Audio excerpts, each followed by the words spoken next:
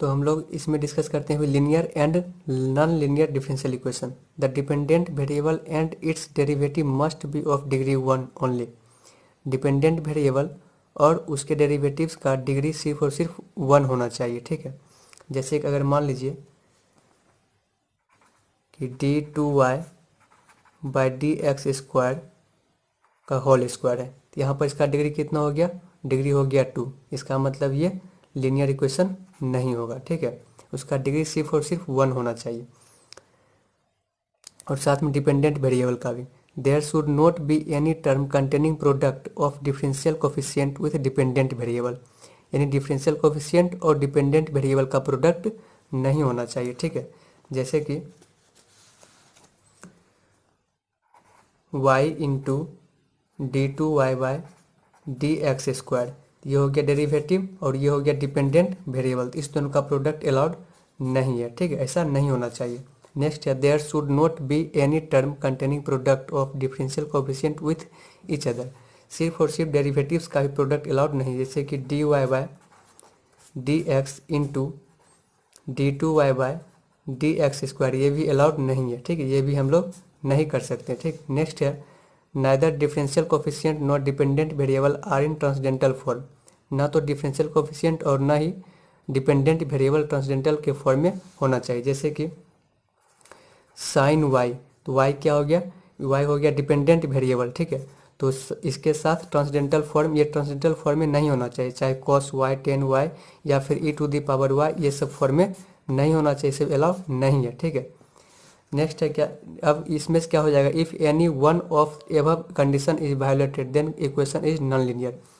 यदि ये सभी कंडीशन में से कोई भी एक भी कंडीशन अगर सेटिस्फाई नहीं हो रहा है उस इक्वेशन में, तो वो इक्वेशन क्या हो जाएगा, नॉन लीनियर इक्वेशन हो जाएगा। जैसे कि हम लोग जानते हैं y equals to f x में x क्या होता है, इंडिपेंडेंट वेरिएबल, और y क्या होता है, डिपेंडेंट वेरिएबल।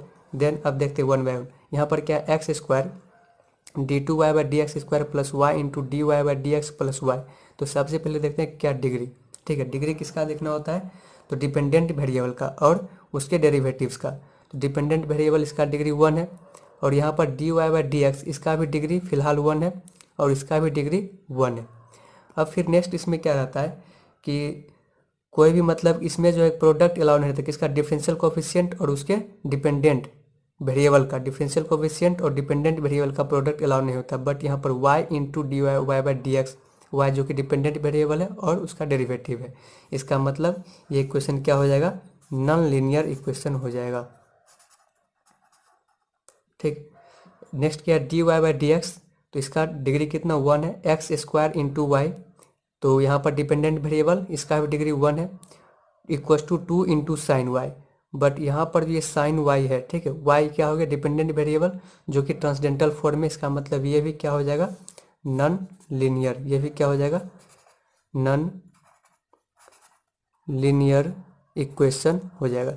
नेक्स्ट है example d three y by D x cube plus 3 into d two Y by D x square minus 5 sine x equals to 0। यहाँ पर जो डेरिवेटिव है इसका डिग्री 1 है, यहाँ पर जो डेरिवेटिव है इसका भी डिग्री 1 है। अच्छा, यहाँ पर जो ट्रांसडेंटल है, ठीक है, ये फॉर्म यहाँ पर x के साथ, इसका मतलब ये कैसा वेरिएबल है, इंडिपेंडेंट वेरिएबल। तो ये यहाँ पर सारा कंडीशन सेटिस्फाई हो रहा है, इसका मतलब ये क्या हो जाएगा, लीनियर इक्वेशन हो जाएगा, ये लीनियर इक्वेशन, ठीक।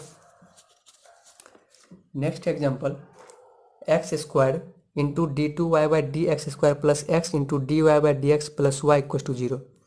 तो यहाँ पर डिग्री 1 है, यहाँ भी डिग्री 1 और यहाँ भी डिग्री 1 है, कोई भी इसमें ट्रांसडेंटल फॉर्म है नहीं, और ये इंडिपेंडेंट वेरिएबल के साथ मल्टीप्लाइड के फॉर्म में, यहाँ भी इंडिपेंडेंट वेरिएबल के साथ मल्टीप्लाइड के फॉर्म में, कोई दिक्कत नहीं है।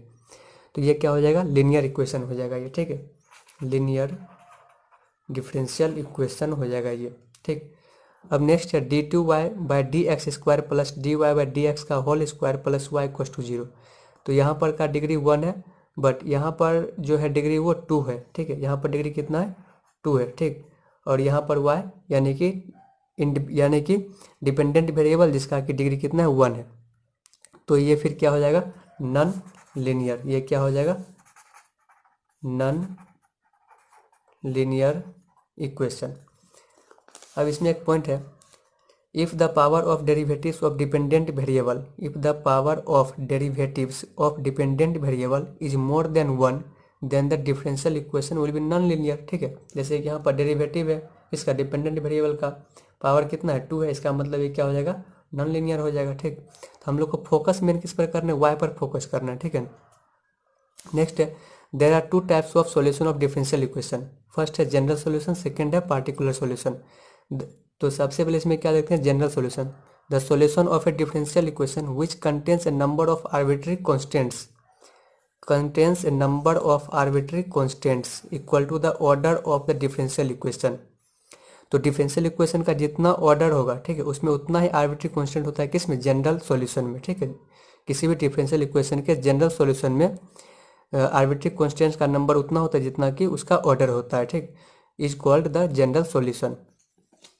नेक्स्ट है particular solution, a solution obtained by giving particular values to arbitrary constants in the general solution is called a particular solution.